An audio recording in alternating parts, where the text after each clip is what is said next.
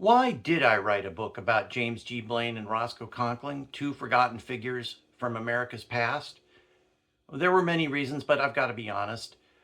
I was first drawn to the story about the feud between these two titans of Gilded Age politics by their gifts with the English language. Whether it was Blaine insulting Conkling by mocking his grandiloquent swell and overpowering turkey gobbler strut, or Conkling denouncing slavery as a barbarous and detestable crime, or their shared abiding contempt for reformers, Conkling calling them the dilettante and carpet knights of politics, and Blaine dismissing them as noisy but not numerous, pharisaical but not practical, ambitious but not wise, pretentious but not powerful. Or Blaine blaming Jefferson Davis for the atrocities at the Confederate POW camp in Andersonville, Georgia. Some of us had kinsmen there, most of us had friends there, all of us had countrymen there. And in the name of those kinsmen, friends, and countrymen, I here protest, and shall with my vote protest, against their calling back and crowning with the honors of full American citizenship the man who organized that murder.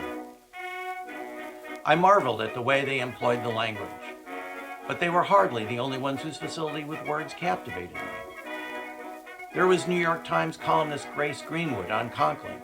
He is not satisfied with killing an antagonist's argument. If after mashing the head of a fallacy he passes triumphantly on, he is apt to go back and pound at the innocuous reptile while there is a wriggle of life left in the tail. And there was Robert G. Ingersoll nominating Blaine for president at the 1876 Republican Convention. Like an armed warrior, like a plumed knight, James G. Blaine marched down the halls of the American Congress and threw his shining lance full and fair against the brazen forehead of every traitor to his country and every maligner of his fair reputation. For the Republican Party to desert that gallant man now is as though an army should desert their general upon the field of battle. James G. Blaine is now, and has been for years, the bearer of the sacred standard of the Republican Party. I call it sacred because no human can stand beneath its folds without becoming and without remaining free. In an era in which the hot take and the mean-spirited tweet have supplanted eloquence and oratory, it was a delight to revel in a period when the language of American politics was so expressive and colorful.